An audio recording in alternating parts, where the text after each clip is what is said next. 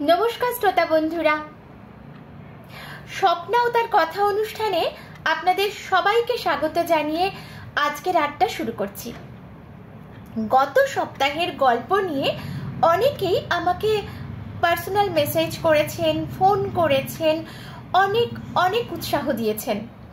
সত্যি বলতে কি যে বাঙালির বৌদ্ধিক অস্তিত্বের সাথে জড়িয়ে থাকা যে দুজন মানুষ, তাদের ওপর কিছু করতে পেরে আমি সত্যি নিজেই খুব এক্সাইটেড।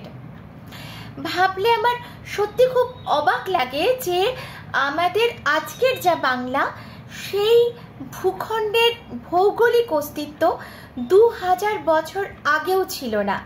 ভূখণ্ড শেষ হয়ে গেছিল দক্ষিণে মালদার ইংলিশ বাজারের কাছাকাছি। তারপর নিচের দিকে শুধু জল আর জল, গঙ্গা নদীর বয়ে আনা পলি আর নানা বিবর্তনের মধ্যে দিয়ে ভূখণ্ড হিসেবে জেগে ওঠা এই কলকাতা সন্নিহিত অঞ্চলের বয়স গোটা ভারতবর্ষের তুলনায় কতটুকুই বা। অথচ এই অঞ্চলের মানুষের চিন্তা ভাবনা, সংস্কৃতি একদিন গোটা ভারতবর্ষকেই আলো দিয়েছে, পথ দেখিয়েছে। শুধু এটুকু ভাবলেই একটা কেমন রোমাঞ্চ হয়। বারবার ফিরে দেখতে ইচ্ছে করে অতীতের দিনগুলোকে। আজ আপনাদের সাথে তেমনই একটা বিষয় নিয়ে আমি গল্প করব। আজ তো 11ই এপ্রিল, মানে বাংলা ক্যালেন্ডারের হিসেবে 1431 সালের চৈত্র মাসের 28 তারিখ। আজকের দিনটা বাদ দিলে আর 3 দিন বাদেই বাংলা নববর্ষ, পয়লা বৈশাখ। শুরু হবে 1432 সাল। আর একথা বলাই বাহুল্য যে এই দিনটা কেবলমাত্র একটা ক্যালেন্ডারের দিন নয়, বাঙালির জীবনচর্যার সব কিছুর একটা আলাদা মেজাজের সুর ধরে রাখে, বয়ে আনে উৎসবের বার্তা। আমাদের জীবনের 12 মাসের 13 পার্বণের অন্যতম উৎসবটি হলো পয়লা বৈশাখ বা পুণ্যাহ বা নববর্ষ উদযাপন। কখনো কি ভেবে দেখেছেন যে নামটা পয়লা বৈশাখ কেন বা পুণ্যাহ কেন? কবে থেকে এর শুরু? কি তার ইতিহাস? চলুন আমরা আজ বাংলা নববর্ষের উৎস এবং তার হাল হকিকত নিয়ে একটু আলোচনা করি। চলুন আগে প্রচলিত বাংলা ক্যালেন্ডারের প্রবর্তন ও তাকে ঘিরে নববর্ষের ইতিহাসটা বরং একটু জেনে নিই। এখন যে বাংলা সন আমরা হিসেব করি তাকে বলে বঙ্গাব্দ। এর আগে ভারতীয় সমাজে প্রচলিত ছিল শকাব্দ সনের। প্রাচীন জ্যোতির্বিদ আর্যভট্ট ও বরাহ মিহিরের গণনার উপর, মানে গণনার ফল নির্ভর এই ক্যালেন্ডার অনুযায়ী আমরা বছরকে ভাগ করে নিয়েছিলাম। সেই সময় 365 দিনে সেই সময় বছরকে ভাগ করা হতো, যা প্রায় নিখুঁতভাবেই সূর্যের আহ্নিক গতি মাপতে সক্ষম ছিল। কালের নিয়মে একসময় ভারতবর্ষ শুরু হলো মোগল শাসন। তারা এসে চালু করলেন ইসলামী ক্যালেন্ডার হিজরি সন, যা চাঁদের উপর নির্ভরশীল এবং গোটা বছর ছিল 354 দিনে বিভক্ত। এই ক্যালেন্ডার কিন্তু চাষ আবাদি ফলনের সাথে একদমই মিলত না, কারণ চাষ আবাদ একান্তই ঋতু নির্ভর এবং ঋতু নির্ভর করে সূর্য ও পৃথিবীর আপেক্ষিক দূরত্বের ওপর। ফলে চাঁদের উপর নির্ভরশীল পঞ্জিকা কৃষি প্রধান এই সমাজে কোনো কাজেই এলো না। এর ফলে অসময়ে কৃষককে খাজনা পরিশোধ করতে বাধ্য করতে শুরু করা হলো এবং এটা নিয়েই শুরু হলো এক বিষম গণ্ডগোল। সিংহাসনে তখন আকবর, সম্রাট আকবর। এই বৈষম্য দূর করার লক্ষ্যে মুঘল সম্রাট আকবর প্রাচীন বর্ষপঞ্জিতে সংস্কার করার আদেশ দিলেন। সম্রাটের আদেশে সে সময় বাংলার বিখ্যাত জ্যোতির্বিজ্ঞানী ও চিন্তাবিদ ফতেউল্লাহ সিরাজি তখন প্রচলিত সৌর সন অর্থাৎ শকাব্দ এবং ইসলামী হিজরি সনের উপর ভিত্তি করে নতুন একটা বাংলা সনের পরিশোধিত নিয়ম প্রবর্তন করেন। 1584 খ্রিস্টাব্দের 10ই মার্চ বা 11ই মার্চ থেকে বাংলা সন গণনা শুরু হয়। তবে এই গণনার পদ্ধতি কার্যকর করা হয় আকবরের সিংহাসন আরোহণের সময় থেকে, যা ছিল ইসলামী বর্ষ অনুযায়ী 963 বছর। কথিত আছে যে আজকের যা পয়লা বৈশাখ, সেই দিনেই আকবরের সময়ে 963 বছর আগে হযরত মুহাম্মদ কুরাইশদের অত্যাচারে নিজের জন্মভূমি মক্কা ছেড়ে মদিনার দিকে অগ্রসর হয়েছিলেন। এই ঘটনা আরবি ভাষায় হিজরত নামে এবং সেই অনুযায়ী সন গণনা হিজরি সন নামে পরিচিত। এর 963 বছর পর আকবর সিংহাসনে বসেন। হযরত মুহাম্মদের স্মৃতি বিজড়িত এই পুণ্য দিনটি পালন করতে এই দিন থেকেই আকবরের নির্দেশে বাংলা সনের গণনা শুরু হয় 963 বছর থেকে। অর্থাৎ গণনার প্রথম দিনেই নতুন বাংলা সনের বয়স ছিল 963। ঠিক যেন গ্রিক উপকথার সেই প্রেমের দেবী অ্যাফ্রোদিতে, যিনি জন্মেছিলেন যুবতী হয়ে, শৈশব তার ছিল না। জমি ফসলের দিকে লক্ষ্য রেখেই, অর্থাৎ জমির যে ফসল তৈরি হয় জমিতে, সেই সমস্ত ফসলের দিকে লক্ষ্য রেখেই এই নতুন গণনার পদ্ধতি চালু হয়। কিন্তু পরে এটি বঙ্গাব্দ বা বাংলা বর্ষ নামেই পরিচিত হয়ে ওঠে সকলের মাঝখানে। ছোট্ট করে আর একটা তথ্য আপনাদের জানিয়ে রাখি, আকবরের এই নিয়মের আগে তখন কিন্তু বাংলায় নতুন বছর শুরু হতো অগ্রহায়ণ মাস থেকে। অগ্রহায়ণ এই নামের মধ্যে লুকিয়ে রয়েছে এর উত্তর। অগ্র মানে আগে বা প্রথম এবং হায়ন মানে বছর। তাই এই মাসটি থেকেই বছরের গণনা শুরু হতো। এর পেছনেও কিন্তু আর্থসামাজিক একটা কারণ ছিল। কৃষি প্রধান সমাজে এই সময় ফসল ঘরে উঠত, হাতে থাকতো পয়সা, গোলায় থাকতো ধান। তাই এই মাসটিকে শুভ ধরে বছর গণনা হতো। এবার আসি পয়লা বৈশাখ নামের ইতিহাসে। হিজরি ও সূর্য ক্যালেন্ডার মিশিয়ে নতুন বাংলা সন বা সাল যেদিন থেকে শুরু হলো, তার প্রথমকেই পহেলা বা প্রথম দিন ধরা হলো। বাংলায় প্রথমকে পহেলা বা অপভ্রংশে পয়লা বলা হয়। বাংলা মতে বছরের প্রথম মাস হলো বৈশাখ। পয়লা দিনটাতেই তাই নতুন করে ব্যবসা বাণিজ্য, শুল্ক আদায়ের হিসাব ইত্যাদির জন্য ধার্য করা হলো। এই যে এই রেওয়াজ চালু হলো, সেটা কিন্তু বাদশাহী আমলের রেওয়াজ। তাই উৎসব মুখরিত এই দিনটির নাম হলো পয়লা বৈশাখ অথবা পহেলা বৈশাখ।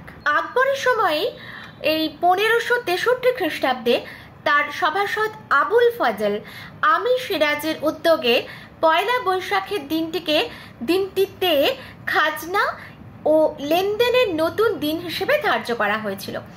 তখন প্রত্যেককেই চৈত্র মাসের শেষ দিনের মধ্যেই বাকি পড়ে থাকা সমস্ত খাজনা, মাসুল ও শুল্ক পরিশোধ করে দিতে হতো।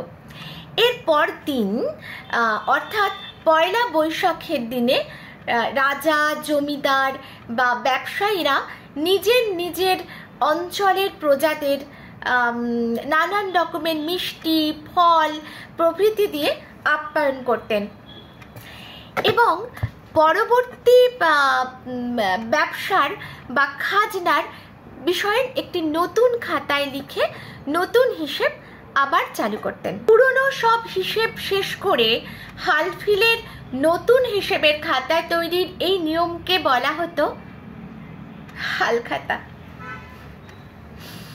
আজকের পয়লা বৈশাখে তাই সেকালের নববর্ষ পালনের উৎসব হতো না, এটি ছিল ব্যবসায়ীদের নতুন খাতা খোলার দিন। গ্রাম, শহর বা বাণিজ্যিক এলাকা নির্বিশেষে সব জায়গাতেই পুরনো বছরের হিসেব খাতা বন্ধ করে নতুন হিসেবের খাতা এখন খোলা হয়। সন্ধ্যা হলেই ক্রেতারা আসেন, তাদের মিষ্টির প্যাকেট, শরবত ইত্যাদি দিয়ে আপ্যায়ন করা হয়। অন্যদিকে আবার ক্রেতারাও গত বছরের সমস্ত পাওনা গন্ডা মিটিয়ে নতুন বছরের খাতা খোলেন দোকানির কাছে।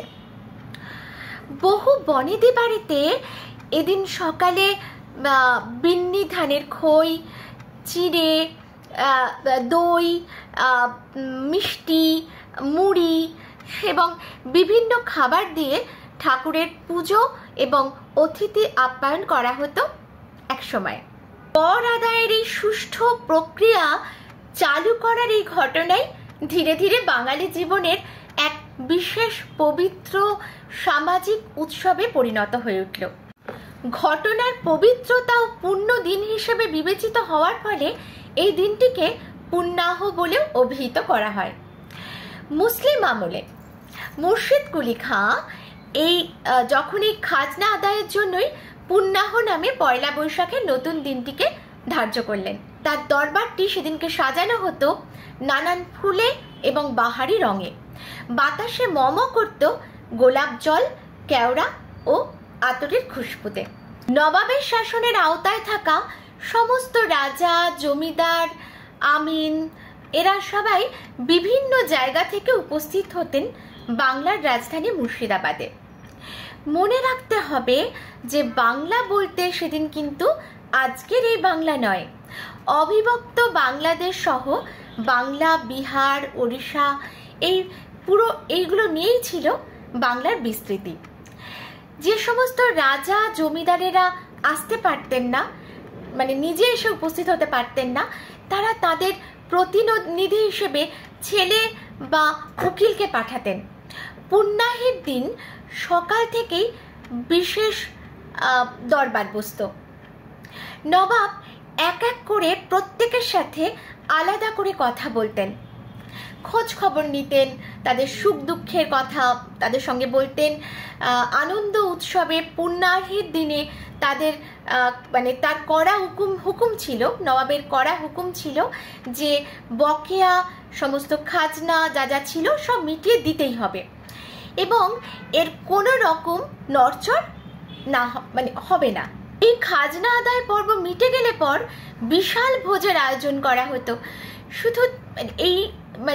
শুধুমাত্র খাবার দাবারই নয়, এখানে বিভিন্ন রকম খানদানের রাজা ও জমিদার যারা যারা ছিলেন সেই খানদান অনুযায়ী তাকে সেই রকম মাফিক নানান উপহার দিতেন নবাব। এর মধ্যে যেমন থাকতো শিরোপা, খিলাত বা পাগড়ি, তরবারি, তেমনি আবার থাকতো জহরত, কমরবন্ধ, অভিজাত পোশাক ইত্যাদিও। বাংলার শাসনে থাকা আলীবর্দী খাঁর সময়েও এই পুণ্যাহ অনুষ্ঠান বেশ জাঁকজমকের সাথে পালন করা হতো, কিন্তু পলাশীর যুদ্ধে সিরাজের পতনের পর থেকেই এই অনুষ্ঠান আর আগের জাঁকজমকের যে জৌলুস ছিল সেটা হারাতে থাকে। এছাড়াও চিরস্থায়ী বন্দোবস্তের বিলোপের পর জমিদারি প্রায় উঠে যায়, ফলে জমিদারদের প্রকোপ প্রজাদের উপর কমতে থাকে। অন্যদিকে ইংরেজ রাজত্বে ব্যবসার প্রসার ঘটে, বিপুল পরিমাণে ব্যবসার সাথে যুক্ত একটা বিরাট জনসংখ্যার হাতে পয়সা আসতে শুরু করে। অন্যদিকে শহর কলকাতায় কৃষি নির্ভরতা কমতে থাকে। একই সাথে ধীরে ধীরে দুর্গাপূজা ব্রিটিশ পৃষ্ঠপোষকতায় বাঙালির জাতীয় অনুষ্ঠানের রূপ ধরে। এত কিছুর প্রভাবে বাংলার পয়লা বৈশাখ হারায় তার নিজস্ব জৌলুস, যার যেটুখানি বেঁচে থাকে তা কেবলমাত্র ব্যবসায়ীদের খেরোর খাতার হিসেবেই রয়ে গেছিল। এভাবেই মানুষের মন উৎসবের প্রাঙ্গণ ছেড়ে বন্দী হয়ে গেল একদিন খেরোর খাতায়। কিন্তু এখানেই সবকিছু শেষ হয়ে গেল না। নতুন করে এই দিনটি আবার প্রাণ সঞ্চার করেছিলেন ঈশ্বর গুপ্ত। ইংরাজির 1851 খ্রিস্টাব্দে তিনি এই দিনটির প্রাণ সঞ্চার করলেন। ঈশ্বরগুপ্ত ঠিক করলেন বাঙালির নিজের নববর্ষকে ফিরিয়ে আনতে হবে পয়লা বৈশাখে। পাথুরিয়া ঘাটায় তার একটি ছাপাখানা ছিল। সেই ছাপাখানা থেকে প্রকাশিত হতো সেকালের বিখ্যাত পত্রিকা সংবাদ প্রভাকর। এখানেই তিনি শুরু করলেন বাংলা নববর্ষের উদযাপন। প্রতি পয়লা বৈশাখে তিনি সমাজের বিভিন্ন গণ্যমান্য ব্যক্তিদের আমন্ত্রণ জানাতেন ও একটি আড্ডার আয়োজন করতেন। এই সভার নাম ছিল মহতী সভা। কলকাতা শহরের যে সমস্ত ব্যক্তিরা এখানে আসতেন তাদের মধ্যে উল্লেখযোগ্য ছিলেন ঠাকুরবাড়ি, মল্লিক বাড়ি, দত্ত বাড়ি, শোভাবাজার রাজবাড়ির লোকজন। এদিনের সভায় সভাপতিত্ব করতেন দেবেন্দ্রনাথ ঠাকুর। পয়লা বৈশাখ উপলক্ষে সংবাদ প্রভাকরের একটি বিশেষ সংখ্যা প্রকাশ করা হতো এবং সারা বছর যারা লেখা দিতেন তাদের লেখার মান অনুযায়ী এই অনুষ্ঠানে পুরস্কৃত করাও হতো তাদেরকে। অনুষ্ঠানে গান, কবিতা, গল্প পাঠ ইত্যাদি যেমন হতো, তেমনি অনুষ্ঠান শেষে বিরাট ভোজের ব্যবস্থাও কিন্তু থাকতো। এই প্রসঙ্গে একটা কথা বলে রাখা ভালো। 1931 সালের 14 জুন প্রথম সংবাদ প্রভাকর প্রকাশিত হয় ঈশ্বর গুপ্তের তত্ত্বাবধানে সাপ্তাহিক পত্রিকা হিসেবে এবং 1839 সালে একটি দৈনিকে পরিণত হয় সেটি। এই পত্রিকার মূল উদ্দেশ্যই ছিল মানুষের মধ্যে স্বদেশী আনা জাগানো, স্বদেশী আচার আচরণ ইত্যাদি আরও বেশি করে মানুষের মধ্যে ছড়িয়ে দেওয়ার জন্যই তিনি পয়লা বৈশাখের মতন একটা মহতী সভার, এই যে পয়লা বৈশাখের যে মহতী সভাটা, এই দিন তিনি বেছে নিয়েছিলেন।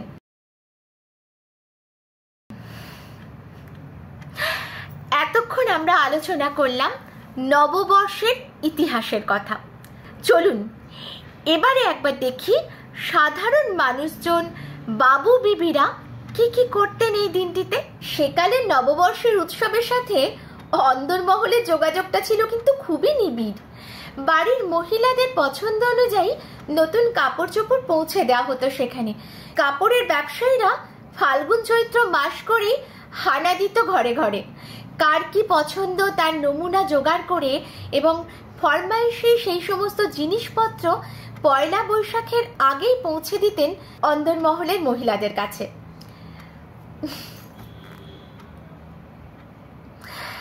মহিলাদের শাড়ি থাকবে আর তার সঙ্গে গয়না থাকবে না, তাও কি হয় নাকি? তাই স্যাকরার দলও কিন্তু ভিড় জমাতো বাড়ি বাড়ি এবং এক এক বাড়ির সাজের এক এক রকম ধারা ছিল, আর সেই দিকে কড়া নজর থাকতো বাড়ির বয়োজ্যেষ্ঠ গিন্নিমার। তারই নির্দেশ মেনে রকমারি গয়না গড়াতো বাড়ির বউয়েরা। তিনিই বলে দেবেন কার কি গয়না হবে। শাড়ি যেমন তেমন হলে চলতো, কিন্তু নতুন বছরের সাজে অন্দরমহলের আসল নজর থাকতো কিন্তু এই গয়নার দিকেই। সেই যুগে কলকাতায় হ্যামিল্টনের দোকানের গয়নার চাহিদা ছিল খুব বেশি, অর্থাৎ একেবারে যাকে বলে আকাশ ছোঁয়া। বাড়ির কর্তারাও আলাদা করে এই দোকান থেকে তাদের স্ত্রীদের জন্য নিয়ে আসতেন গয়না। এর মধ্যে হতো হার, চুড়ি, বালা, হীরের কানের দুল, সোনার আংটি, এইগুলো ছিল ওদের প্রথম পছন্দের। এবার নববর্ষ উপলক্ষে কেমন সাজগোজ হতো সেটা একটু জেনে নিই। পুরুষ মানুষেরা স্নান করে ধুতি পাঞ্জাবি পরতেন, কাঁধে থাকতো উড়নি, গায়ে আতর, কখনো বা ডাবল কাফের বাংলা শার্ট। কারো আবার হাতে থাকতো বেলফুলের মালা, সোনার চেন, শখের স্টিক, পায়ে চিনে বাড়ির পাম্পশু। আর বিবিরাও সুগন্ধি তেল নিয়ে বসে পড়তেন শাশুড়ি, ননদ, কাজের লোকের কাছে। তেলের মধ্যে জবা কুসুম ছিল সকলের প্রিয়। এলো খোপা, বাহারি খোপা, বারা বেরুনি, মালতীলতা, এসব নানা রকমের নাম ছিল চুল বাঁধার। বাঁধা চুলে জড়ানো থাকতো বেলফুলের মালা। নাপিতিনি এসে দুপুরের মধ্যেই নখ কাটতো, আলতা পরাতো, খোপা করে দিত। সে সমস্ত কাজে তার ভারী ব্যস্ততা থাকতো। এমন একটা দিনে আর যাই হোক, খাওয়া দাওয়ার প্রসঙ্গ কি ছিল সেটা কি আর বাদ দেওয়া যায় বলুন? এমনিতেই বাঙালিরা বাঙালিদের একটা বদনাম আছে পেটুক জাতি বলে। তার উপরে এমন একটা দিনে খাবার সুযোগ কি কেউ ছাড়ে নাকি? বাড়ি বাড়ি সেদিনকে নানা রকম পদের রান্না শুরু হয়ে যেত। ভোর থেকেই এই সমস্ত রান্না করতেন মহিলারা। যে শাশুড়ি বউয়ের রান্নাঘরের দখল নিয়ে লড়াই, ঈর্ষা, সেদিন কিন্তু তাদেরও মিলমিশ হয়ে যেত। এই নিয়ে মুখে মুখে ছড়া ফিরত, যে শাশুড়ি বউ দোষে নিত্য মিথ্যা কাঁদে, সেও এসে সকালেতে নব অন্ন রাঁধে। পায়েস ছিল এই দিনের অন্যতম একটা রান্নার পদ। এছাড়াও বড় মাছের মাথার কালিয়া পাতে দেওয়ার ছিল এই দিনে রেওয়াজ। সকাল থেকেই নানান কাজ সেরে তাড়াতাড়ি বউয়েরা, মেয়েরা তৈরি হয়ে নিত সন্ধ্যার জন্য। এটা বলছি ধরুন ওই 30-40 দশকের কথা। বায়োস্কোপ থিয়েটার দেখতে বাড়ির বউয়েরাও বাইরে যাচ্ছেন একটু আধটু। তা যত যাই সাজগোজ করো না কেন, সবকিছুর কিন্তু শেষে গায়ের ওপর একটা মোটা শাল বা চাদর ভালো করে জড়িয়ে তবেই বাড়ি থেকে বেরোনো যাবে, এটাই ছিল তখনকার হুকুম সবার, বড়দের হুকুম। বাড়ির দোরগোড়ায় এসে দাঁড়াতো ফিটন গাড়ি। ফিটন গাড়ির নাম তো আমরা শুনেইছি আগে। শুধু তাই নয়, হয়তো পুরনো কালের কোনো সিনেমাতে আমরা ফিটন গাড়ি দেখেও থাকবো। তো এই ফিটন গাড়ি বাড়ির দোরগোড়ায় এসে দাঁড়াতো। মহিলারা সকলে ঢুকে পড়তেন এই গাড়িতে। গাড়ি গিয়ে দাঁড়াতো থিয়েটারের স্পেশাল দরজার সামনে। একমাত্র মহিলারাই যেখান দিয়ে যাতায়াত করতেন, ওই জন্যই সেটা স্পেশাল দরজা ছিল মহিলাদের। থিয়েটারের হলগুলোতে সেই দরজা আলাদা করে রাখা হতো শুধু মহিলাদের জন্য। বাড়ির কর্তারা পাস কিনে রাখতেন। এই সেও একটা ধরুন মজার পাস আর কি। কিরকম না, একজন বা দুজনের পাস বলে নয়, একটা ঘোড়ার গাড়িতে যতজন ধরবে সেটাই সেই পাসের মাপ। মানে এক গাড়ি পাস, তাতে তুমি দুজনও আসতে পারো অথবা 10 জনও আসতে পারো। ওই একটি গাড়িতে যতজন ধরবে ততজনের জন্যই ওই পাস রাখা হতো। যারা থিয়েটারের পাস পেতেন না বা একটু গোঁড়া মানসিকতা ছিলেন, তারা কোথায় যেতেন জানেন? তারা সেদিনকে যেতেন কালীঘাটে। নতুন বছরকে বরণ করে নেওয়ার একটা প্রধান অঙ্গ ছিল গান বাজনার অনুষ্ঠান। সকাল সকাল সবাই স্নান করে নতুন জামা কাপড় পরে বেরিয়ে পড়তেন প্রভাতী গানের ফেরির দলে। কারো বুকে ঝুলতো হারমোনিয়াম, আবার কারোর বুকে খোল, কারোর হাতে করতাল, মন্দিরা ইত্যাদি। গায়ক হারমোনিয়াম বাজিয়ে গাইতেন, বাকি সকলে তার সাথে গলা মেলাতেন। এইভাবে গলা মিলিয়ে গাইতে গাইতে চতুর্দিকে তারা গান গেয়ে বেড়াতেন। সেই যুগে রসরাজ অমৃতলাল বসুর লেখা একটি গান খুব জনপ্রিয় হয়েছিল। বেলা জুঁই ছড়িয়ে দিলাম বৈশাখের এই সকালবেলা, বাইরে হাওয়া ফুরফুরিয়ে জলে কমল করবে খেলা।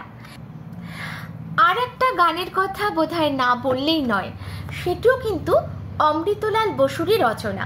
পয়লা বৈশাখ উপলক্ষে যেমন খাওয়া দাওয়া হতো, তাই নিয়ম করে আবার এটা নিয়ে গানও বাঁধা হয়েছিল। ভোজন রসিক বাঙালি কাব্যে, সাহিত্যে, গানে, চলচ্চিত্র এই সমস্ত তো থাকবেই, খাবারেও থাকবে, থাকবেই থাকবে। এই গান কিন্তু তার ব্যতিক্রম কিছু নয়। বর্ধমানের মিহিদানা, জনাইয়ের মনোহরা, রানাঘাটের পান্তুয়া, কৃষ্ণনগরের সরপুরিয়া, সরভাজা, জলভরা, তালসার সন্দেশ, এসব তো চন্দননগরের, এগুলো তো থাকবেই। ওদিকে মেদিনীপুরের বাদাম তক্তি, তার উপরে আবার সবার শেষে রূপলি তবক দেওয়া পান, এসব ছিল এই মজাদার, এসব নিয়েই ছিল সেই মজাদার গান। পয়লা বৈশাখ টেক প্লিজ টেক, এনেছি নতুন দিনের মজার খাবার, জল ভরা তালশাঁস। অন্যদিকে বড় বড় বনেদি বাড়িতে বিশেষ গানের আসর বসত, হতো ধ্রুপদ ধামার দিয়ে শুরু, তারপরে শেষে আস্তে আস্তে রুচিসম্মত গান যেখানে পরিবেশিত হতো। শ্রোতারা ছিলেন আমন্ত্রিত এবং সকলের জন্যেই এই সমস্ত আসর আবার উপযুক্ত থাকতো না। সেই সমস্ত আসর আলো করে বসতেন কৃষ্ণচন্দ্র দে, জ্ঞানেন্দ্র প্রসাদ গোস্বামী, ক্ষীরোদ গোপাল মুখোপাধ্যায়, ভীষ্মদেব চট্টোপাধ্যায়, রামকুমার চট্টোপাধ্যায় প্রভৃতি গুণী বিদ্বজ্জনেরা। এই যে বিভিন্ন বড় মানুষদের বাড়িতে নববর্ষের আড্ডা বসত, এই নিয়ে আবার কম মজার ঘটনাও নেই। শোভাবাজারের এক জমিদার বাবুর বাড়িতে আসর বসেছে। তিনি খুব মেজাজি একজন মানুষ, বৈঠকি মানুষও বটে। দেদার খাওয়া দাওয়া, গল্প, গান, মানে এই পৃষ্ঠপোষকতা করবার জন্য তার সুনাম ছিল সর্বজন বিদিত। একবার হলোটা কি, নববর্ষের অনুষ্ঠান বসেছে, সকলে আসছেন, ঢুকতে গিয়ে দেখছেন যে দরজার সামনে দারোয়ান বসে, যেই ভেতরে ঢুকতে যাচ্ছে তাকেই দাঁড় করিয়ে দারোয়ান বলছে, বাবুর হুকুম, ঘড়ি নিয়ে কিন্তু একদম ঢোকা যাবে না, ঘড়ি এখানে জমা করে তারপরে ভেতরে যেতে হবে, হাতে ঘড়ি থাকলে আড্ডা জমে না, আপনারা যে যার ঘড়ি এখানে জমা করে রেখে যান, ফিরতি পথে আবার নিয়ে যাবেন। কি আর করা, সকলকে তাই করতে হলো।